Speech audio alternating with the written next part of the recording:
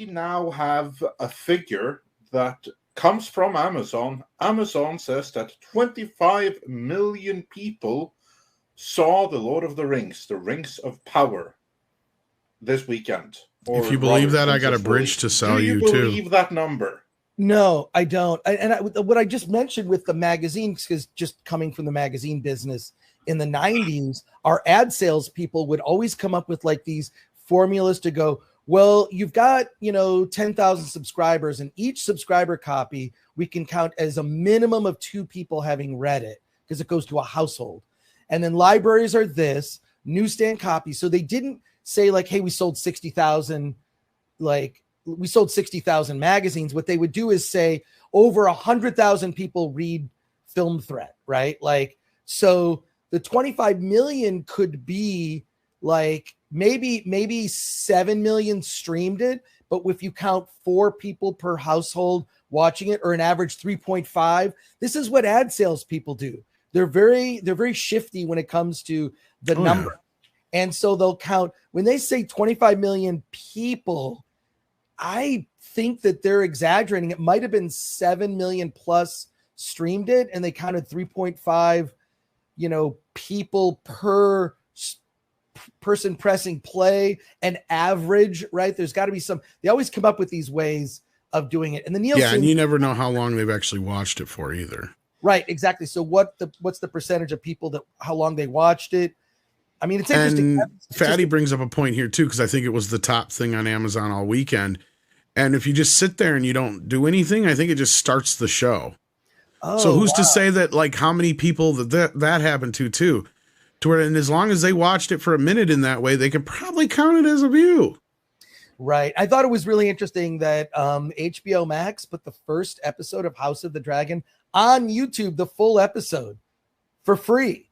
They just put it up. And I feel like that was, in some way, they're kind of trolling Amazon, right? Like, it's just, if you don't have HBO Max, you can watch the first episode of House of the Dragon.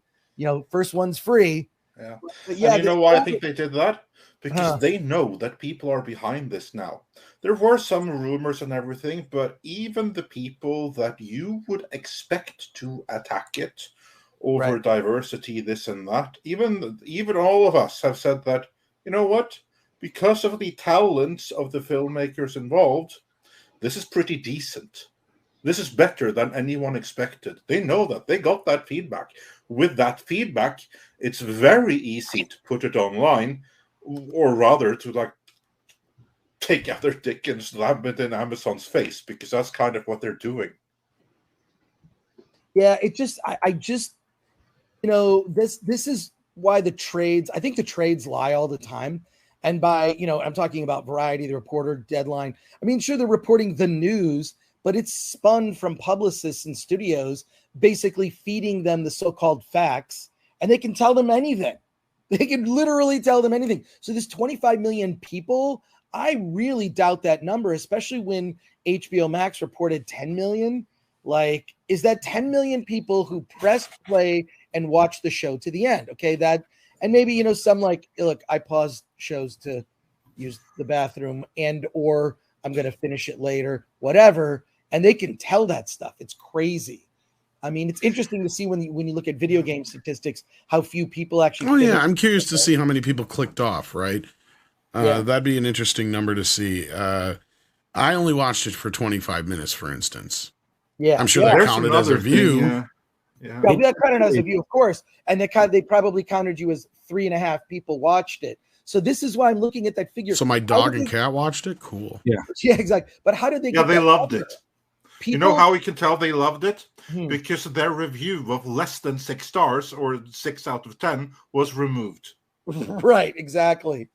Yeah, I heard about that, the review bombing, or the reviews being like screened and delayed. And like, we have several people in our comments who point out that they witnessed that everything that was like 5 out of 10 and below was just wiped out. Yeah. From the IMDb rating. And you'll recall, of course, that Amazon owns the IMDb. Yeah. I just, and it's funny because, Bezos' own paper, the Washington Post, had a really scathing review of the show.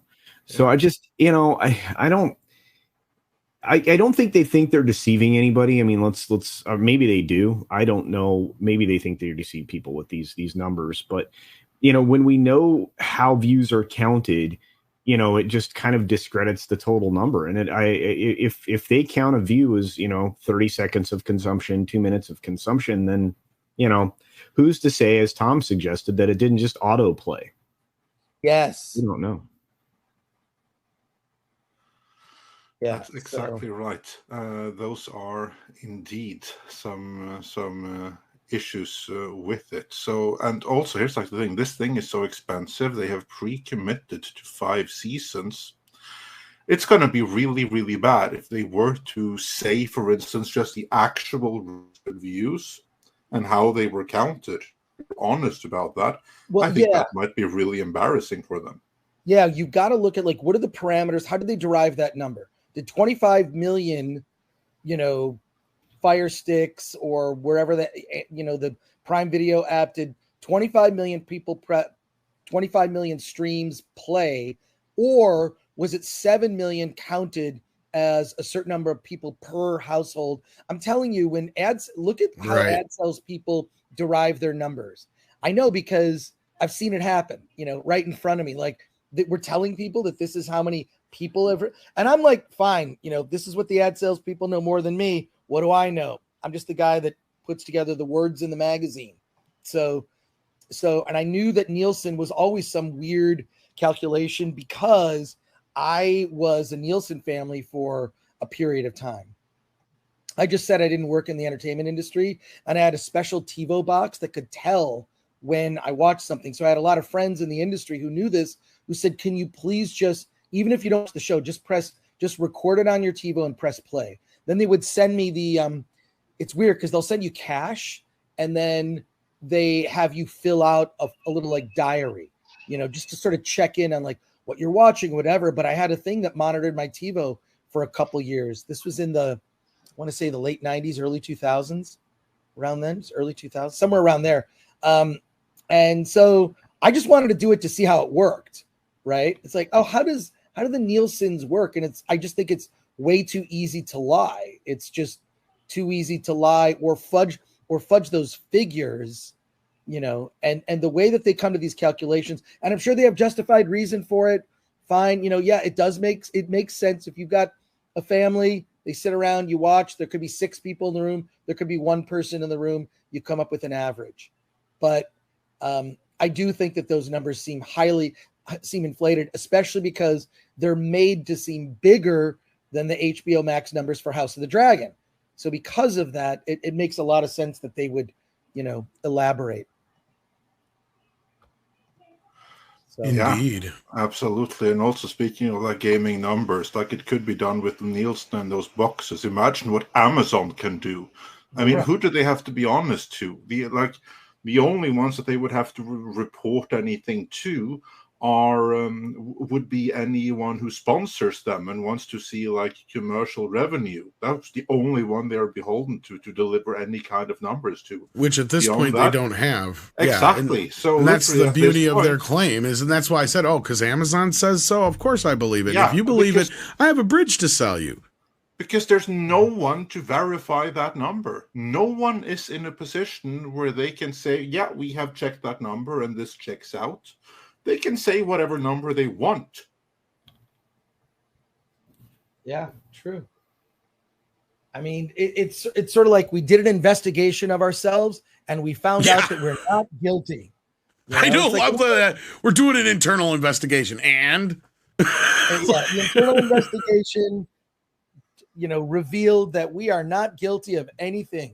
Like it's just it's ridiculous. And that's what sucks. Box office, at least I do think there are some checks and balances, and you can actually there's a lot more than there used to be honest with you, because I actually talked to somebody who owned a theater and she is like basically like they're up their ass like with a microscope.